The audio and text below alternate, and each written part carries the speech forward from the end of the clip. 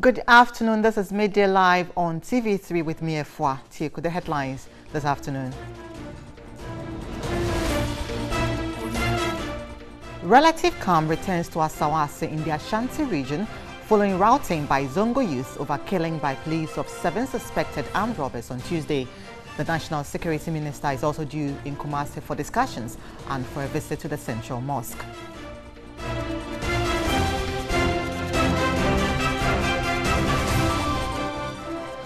$570 dams to be constructed in the Upper East, Upper West and Northern regions.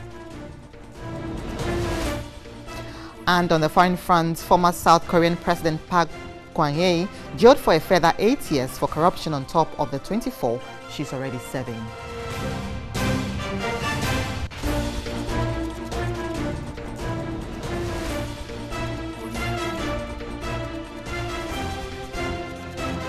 We have all these in the next 1 hour. Do stay with us now to a very fair story. Relative calm has returned to Asawase in the Ashanti region following routing by some aggrieved youth of the community on Thursday over the killing of 7 suspected armed robbers.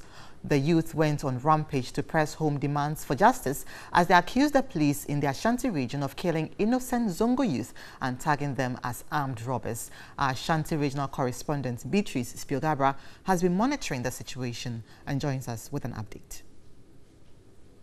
Some youth of Asawase poured onto the streets to protest against what they call the innocent killing of some of their colleagues. They bent ties, they blocked the road, and there were even allegations or rumors of them burning the Asawase police station. But this morning, as we moved through the Asawase community, we could see that there is peace within the community. People are going about their normal duties, and in fact, the police station was not burnt as it was initially reported in some parts of media circles. I am currently at the Sakin Zongo Palace, where I'll be engaging the General Secretary of the Palace, Alhaji Ali Tofa, who will be speaking to us as to how the Sakin Zongo and the other chiefs will be controlling the youth so that they do not repeat what they did yesterday. Can you tell us how you were able to control the youth and calm them down? I must say that it has been a very difficult day. Early in the morning, the youth started to gather at the Kumasi Central Mosque. So the acting Sarkin Zongo, the regional chief imam, and some elders went to calm them down. We talked to them, we asked them to exercise patience and to be very calm, because the elders and the chief of Zongo are right into this matter. It's not a matter that we have taken lightly. So some of them heard what we are saying, and then the Sarkin Zongo and the regional chief imam left the scene. It was after they left the scene that a certain group, small group of people who came and restarted the agitation, which led to the demonstration, mild demonstration that occurred. I will have to commend the divisional commander, Menshia, who is also at the Zongo police station. He's done a very good job. He brought some few people to guide us. But instead, the youth started throwing stones and all of these things. And even allegedly followed them to Menshia hospital. I understand one of the policemen was hit on the head to the extent that he fainted. But things are calm now. So we had to go back and reorganize and put our people on the ground in the formation of cell formation, asking groups and the imams in other quarters to speak to the youth. In effect, you are trying to communicate to them to calm down as the elders try to find an amicable solution. We hear the Zongo minister will be coming to the mosque this afternoon. What would be the discussion between you and that of the Zongo minister? We hope to find a common ground to face the present calamity. Some people are saying that they do not have confidence in the police doing their investigation. But under any circumstances, police must also do their investigation. So long as we believe that those 3 persons we know very well, they were born in Kumasi here. They were born in Zongo here.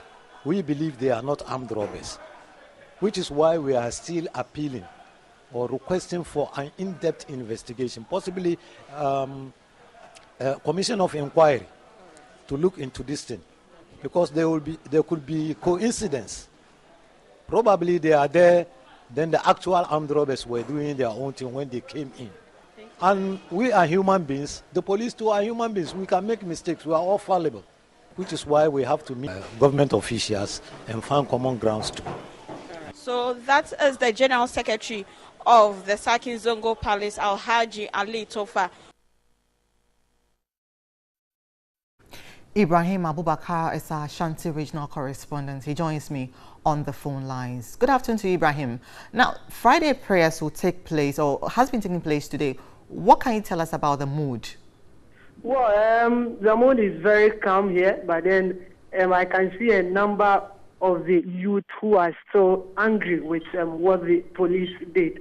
And for now, the Zongo leaders have calmed them down, and they are telling them that they will also follow up until they see to the end of the matter. We are expecting the Zongo minister here today and the Minister for National Security. I've been told that they will be meeting with the leaders of the Zongo community after Friday prayers. That's around 2 o'clock. And there will also be a regional security meeting here today. So we are keeping our ears on the ground to ensure that we keep our listeners updated. And also, secondly, today, 2 months ago, one Zongo youth was also gunned down at Amount from, and to date, the police has not been able to tell us exactly why they shot and killed him. Initially, the police handed over the corpse to the youth, but then they were protesting that they wouldn't take the corpse and bury him until the police give them answers. But then today I'm hearing that after Friday prayers, they will be laying that boy to rest. So for now, we are expecting the Zongo minister and the national security minister what they will be telling the youth. No, so Ibrahim, considering what has gone down between the police and the people of Zongo, are the police still on the street? What's the relationship between the police and the community as at this moment? Well, as at yesterday, some of the police personnel were patrolling the area, but then the anger among the residents is making it difficult for them. So they even had to call reinforcement, the military team, to ensure that they calm everything down. But then now some of the youth have calmed down, others are still angry. So the relationship between the police and the youth is not something good as I'm speaking to you. But then we are hoping that by the close of the day, the leaders from both sides, the police side and the Zongo community, will be able to calm them down to ensure that they also wait for the investigation or for the outcome of the investigation. Thank you very much. Ibrahim Abubakar is our Ashanti regional correspondent. Also, you're still watching Midday Live on TV3, and we have here some statistics as to crimes or killings by police of civilians in recent times, or suspected armed robbers. That's what they say. And here it's saying that if you look at July 17, that's the recent one that has just occurred, 7 suspected armed robbers shot dead by the Ashanti Regional Police, and that's what we've been talking about. Now, April 5, 2018, there was also 5 suspected armed robbers at the end of the Tema motorway gunned down by the police. In March 2018, officers from Greater Accra Regional Police Command also gunned down 2 suspected robbers in their hideout there. So that's statistics. There's actually more. It goes all the way throughout the year 2017, 2018. Statistics on police gunning down suspected armed robbers, and people are calling for independent investigations into these killings. Now let's look at some more stories as President Akufo-Addo has disclosed a total of 570 dams will be constructed in the Upper East, Upper West and Northern regions, with 10 of these dams to be sited in the Bongo constituency, which will ensure all year-round agriculture in the district. The President disclosed this when he visited the construction site of the One Village, One Dam project in Bongo as part of his two-day tour of the Upper West region. President Akufo-Addo told the chiefs and people at Bongo that the performance of his administration over the last 18 months is an indication that the promises he made to the Ghanaian people in the run-up to the 2016 elections were not meant to hoodwink them. Earlier in the day, President Akufo-Addo cut the sword for the construction of the Bongo-Balungu-Namu road. The road is expected to be completed within 1 year. The road can take you to the Namu border. There's a border ahead, neighboring country. There were many things that we had promised the people of Ghana that we would do. At the time we were making those commitments, our opponents said that I was lying to the people of Ghana. The things that I said I wanted to do, I couldn't do it. And that I was only saying them to get votes. The One Village, One Dam initiative, and you here in Bongo can see for yourself that we have begun the initiative. 570 are being built across the 3 northern regions, and Bongo constituency alone is going to get 10 out of that 560. The Bongo Naba Baba Salifu Alimiyarum lauded government for the swift attention given to the Bongo Balungu Namu road that has left the people cut off from traveling in or out. A total of 78.9 kilometers of feeder roads are currently under construction in different parts of the district. So let's now look at issues of the mid-year review of the budget. And Finance Minister Ken Ofori-Atta in his mid-year budget review said government had reached agreement with a Chinese company, that's Sino-Hydro Group Limited, to finance $2 billion of the country's infrastructure in exchange for the nation's bauxite. Let's listen to him. Integrated bauxite and aluminium project. In the 2017 budget, government indicated its commitment to transform the Ghanaian economy through industrialization with a deliberate focus on value addition to the country's vast mineral wealth to create jobs and wealth for the people. In the 2018 budget, a sum of 13.8 million was allocated to support the development of the industry. Work has begun on the review and digitization of available data to facilitate geological resource and reserve assessment of both the Kibi and Yinahini bauxite deposits.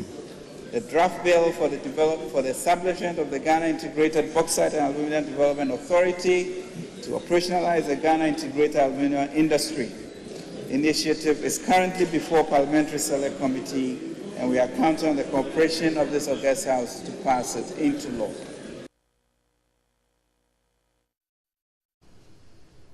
So a lot of reactions to the Finance Minister's review of the budget there. But let's now speak with Daryl Bosu, who is the Deputy National Director of environmental NGO Arocha Ghana. Arocha Ghana is an NGO which has championed the preservation of the Etiwa forest from mining activities. Good afternoon to you, Daryl.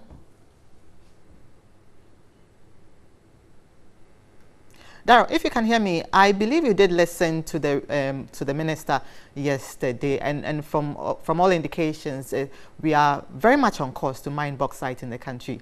Looks like your campaign is unlikely to succeed.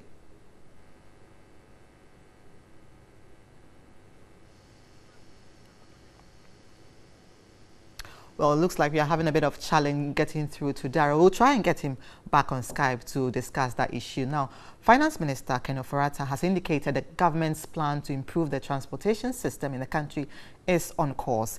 He hinted an amount of $200 million has also been allocated for the immediate development of a fast train service from Accra to Nsaom and from Accra to Tema to decongest the capital city.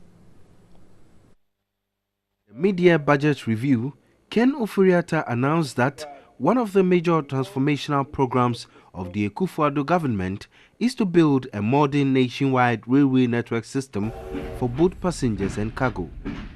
He said through competitive bidding, the Ministry of Railways Development has reached the final stage of procuring a strategic investor for the development of the Eastern Railway line from Accra, Tema to Kumasi on a build, operate and transfer basis with Ghanaian participation.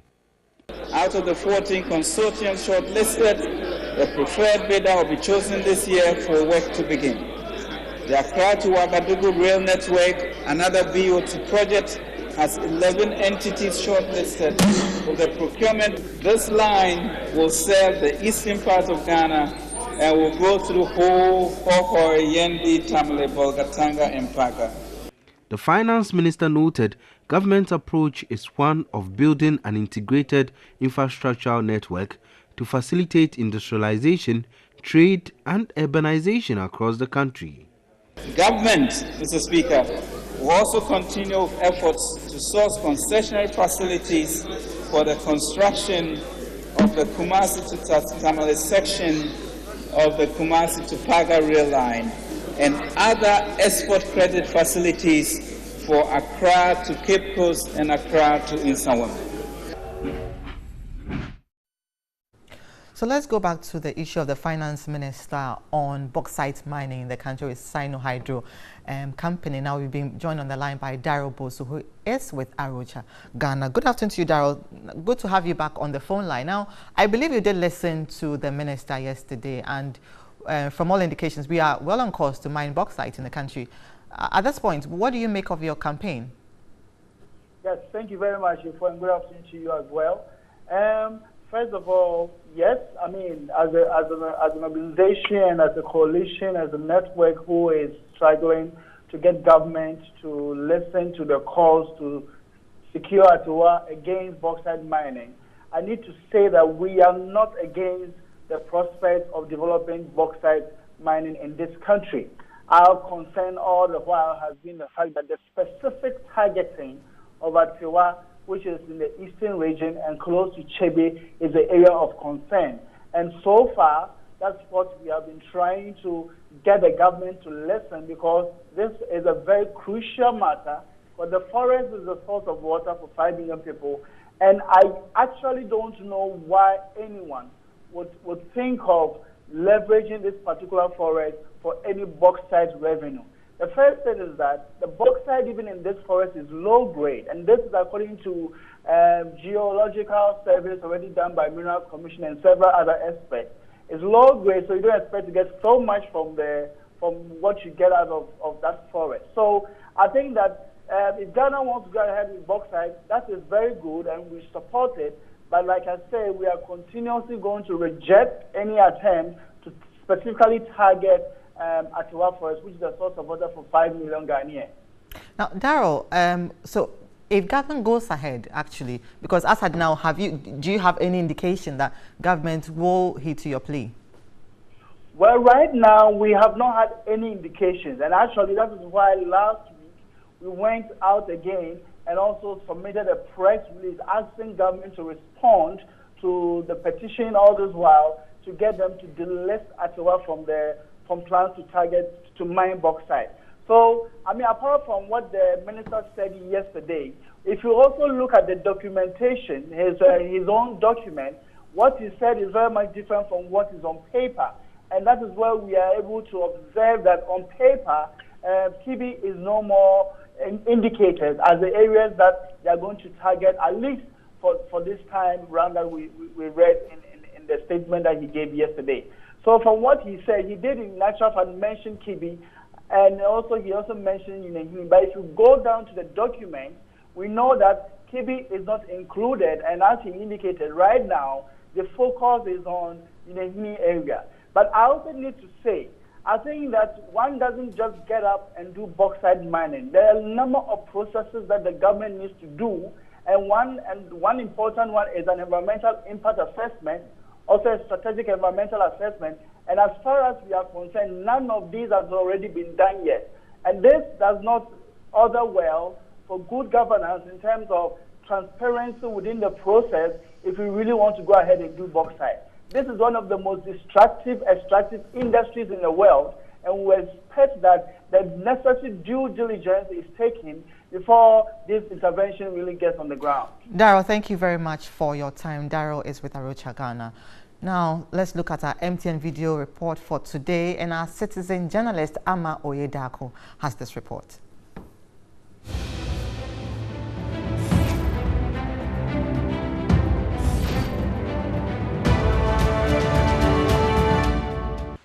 This structure you see here used to be the Shai Osudoku District Government Hospital, and for some time now this thing has been abandoned and has been taken over by weeds. So I'm pleading with those in charge to see to it that this structure is renovated for a very purposeful use. Citizens Reports, Ama Oyedako, Dodowa, Greater Accra Region.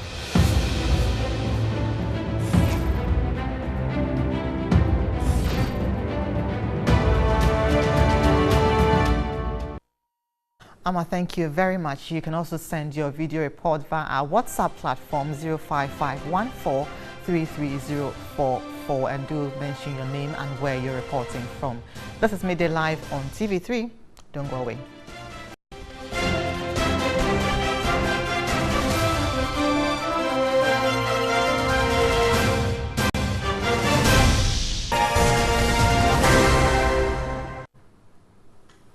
Welcome back. Spare parts dealers at Abosoka in Accra have commended government for maintaining VAT at the current 12.5% despite earlier speculations of an increase. Business was brisk here at Accra's spare parts hub, Abosoka, when the budget was being presented in Parliament. However, some still paid partial attention, monitoring proceedings on radio.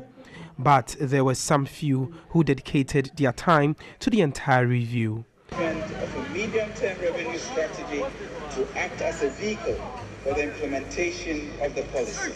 The traders were anxious to know if there would be an increase in VAT as had earlier been speculated.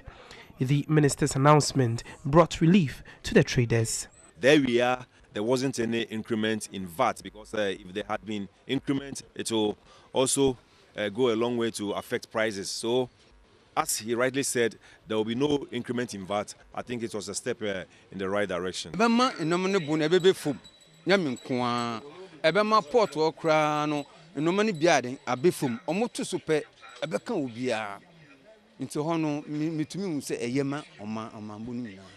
They described the levy on luxury vehicles as a step in the right direction. That is a choice. If you decide to go in for a vehicle over 3.0 liters and you buy, which I mean the consumption of the fuel is also at the higher side, then you should be able to pay more for as levy. The traders also lauded government for the $2 billion deal with Chinese engineering firm Sino Hydro Group Limited to fund infrastructure projects by government. I think extracting bauxite will help the government get money to fund other projects. By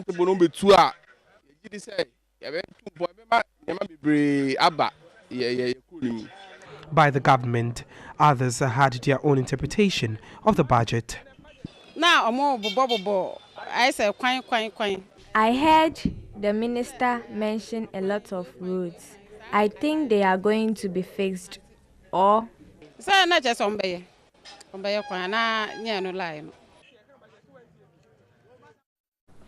chairperson of the Makola Market branch of the Give Back Africa Women's Group, Juliana Brown Afari, is asking government to turn its attention to markets across the country since some receipts are issued to them without the AMA stamps on them. Juliana Afari, who has been selling at the Makola Market, shared her experience in an interview after the mid-year budget review. When you engage these people who come and take the daily tolls and they put the money in the bag, when you ask them where they are taking the money to, what did they tell you? You know, one time I saw 2 tickets. I intentionally wake up early in the morning and I got to the market around 4:30. I wasn't going to sell in Makwala, but I want to see something. I have these tickets. The 2 o'clock to 4 o'clock, they have different tickets. From 9 o'clock to 12 o'clock that we are in the market, we have different tickets. So I want the government to look at those who collect the revenues. So 2 o'clock to 4 o'clock, there's a 2 different o'clock, ticket? yes. How much is on the ticket? 1 cedi. And then the other one? The other one used to be 50 pesos, but it's now 1 cedi.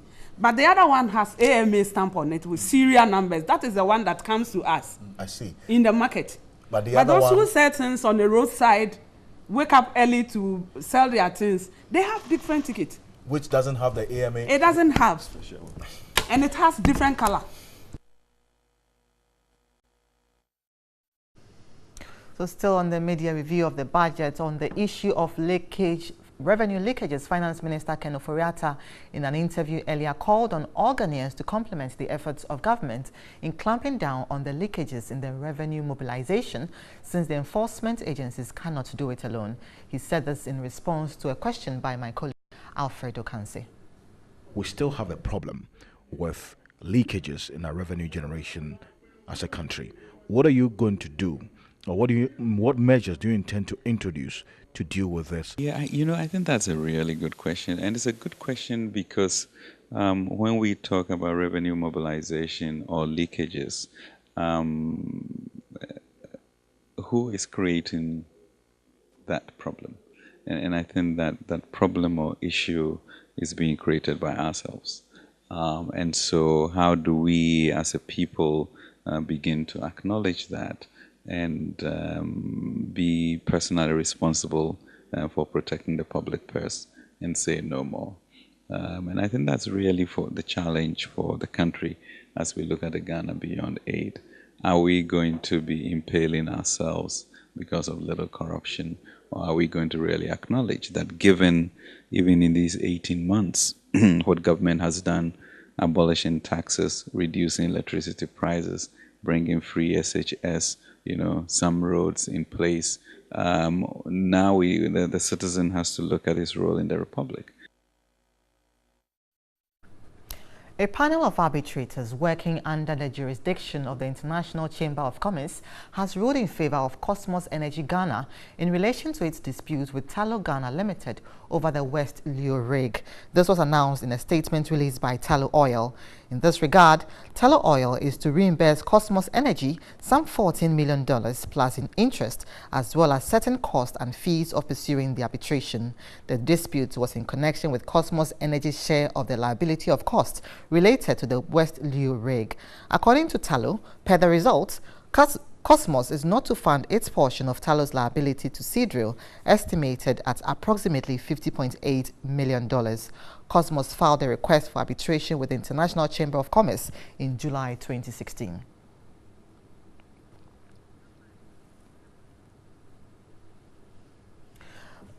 In some other news, the civil service is to include efforts at attaining the sustainable development goals in the next performance contract of chief directors. The head of civil service, Nana Ejikum Jamina, gave the hint at a workshop in Accra. According to the head of the civil service, Nana Ejikum Jamina, decision was taken after the UN country representative, Christine Evans-Locke, expressed concern about service delivery in the public sector. Dr. Christine Evans-Locke stressed the need for the public sector in Ghana to support government's agenda in achieving the SDGs. She listed job creation and Ghana Beyond Aid as major programs geared towards meeting the sustainable development goals. To end extreme poverty, to decrease inequality, to boost economic growth, inclusive economic growth with more jobs, to improve infrastructure in cities, to boost industrialization while at the same time protecting the environment. In his reaction, the head of civil service gave the assurance to include efforts at its attainment in the next performance review of chief directors. These service delivery charters, standards that have been developed, ministries and departments should follow it. It's part of the chief director's performance agreement, and we've just received the second quarter's report. And we are viewing, because we know at the end of the essence of government and governance is that we must deliver services.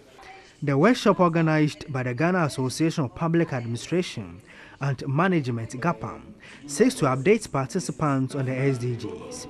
President of the association, Dr. Gifty Oforuwa Jamra, spoke about mobilizing members in the public sector to issue policy papers in achieving the SDGs. To be able to develop the capacity, and we can do this through this association. We want to enhance the capacity. We want to enhance the knowledge. We want to share knowledge. That is why a key thing about this association is actually to emphasize the practitioners and academia from the academy. So we will work together to be able to achieve what we have to achieve in terms of the sustainable development goals.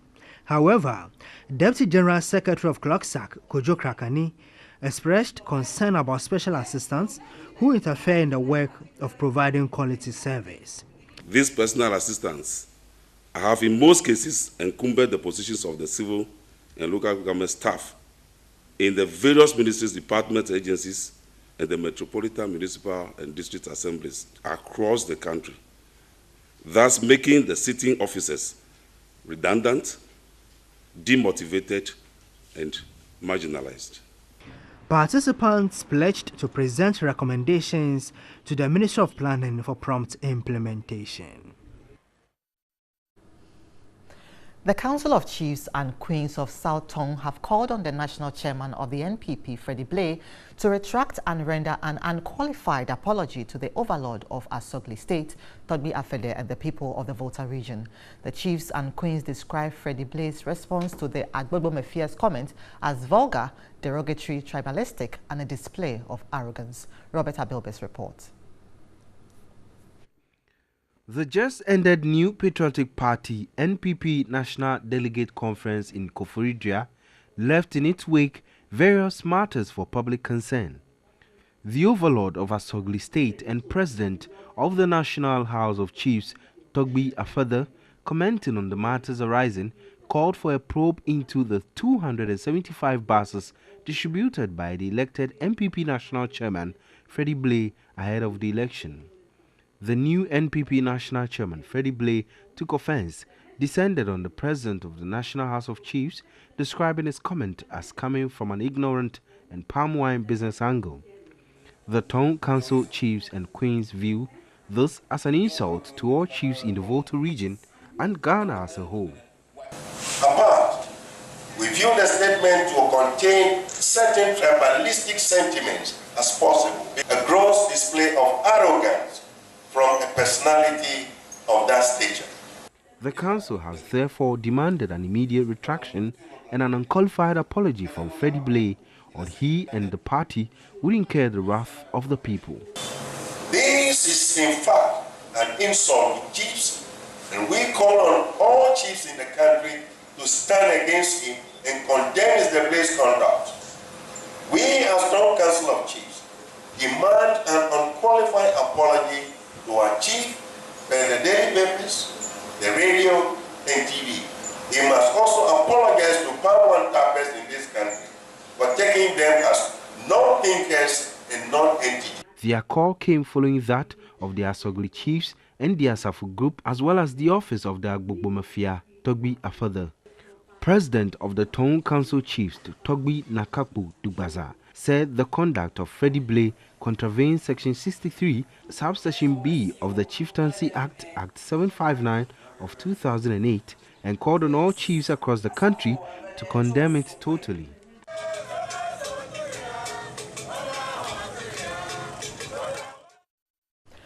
The Environmental Protection Agency says it supports the closed-season fishing directive by the Ministry of Fisheries to protect some fish species which are near extinction.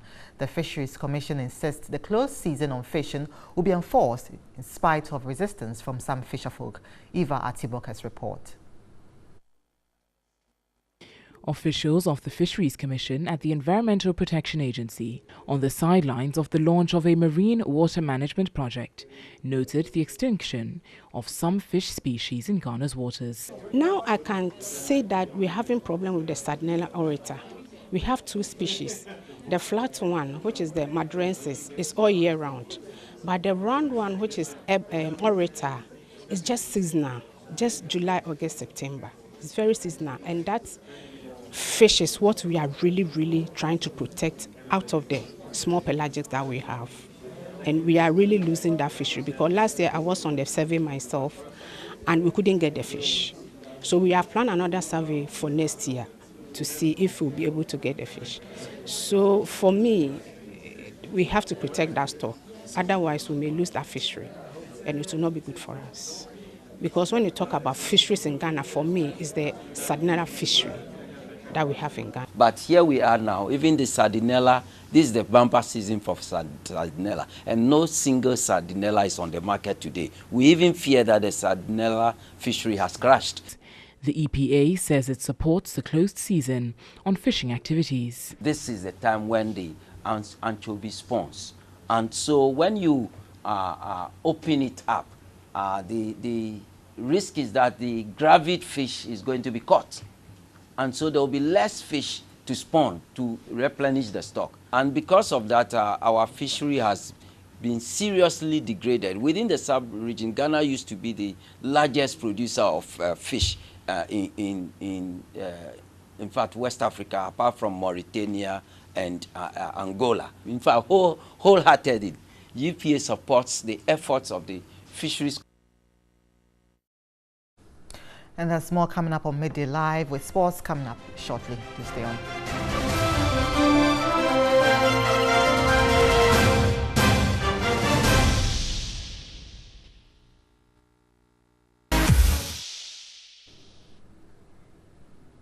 Well, some players in Ghana's movie industry have expressed displeasure at the choice of name for the industry, Gollywood. They maintain the name, which was unveiled at a ceremony on July 12, smacks of lack of creativity. There have been mixed reactions since the unveiling of the new name, with some stakeholders making their stance on it quite clear. Akofa Ejieni Asiedu, David Donto and Kweku Sinti Misa are but a few who are unhappy with the development. In an interview with Andy Dosty, the acting president for the Women in Film and Television, Akofa Ejieni Asiedu disassociated herself from the name completely. I am the acting president of Women in Film and Television. I haven't heard of it. There was no consultation. We have the Directors Guild of Ghana. We have GAFTA. And at the GAFTA, we have the cinematographers. We have the Directors Guild. We have so many other guilds under GAFTA. None were consulted. So you can't just sit in your corner and say, I consulted with only 5 and we agreed. And then you go and do in the first, look at that horrible thing. Excuse my French, but I mean, it's insulting, if I can use that word. And it's a ridicule to everyone in this industry. Even that thing, I'm sure anybody in class 3 doing that can do that thing that he unveiled. Actor and satirist Kweku Sinti Misa added the move was based on a sheer lack of creativity. The extent of I don't know if there's a word like creativelessness. This is so ridiculous, you know, that it borders on crime. That was just using it as a hyperbole. But it's something I can understand, you know, that a bunch of creatives will get together and the name they can come up with is Gollywood, because there must be a wood, because all the others added wood. You know, so for me, it's just a sign that not much thinking went into that. I'm very sorry.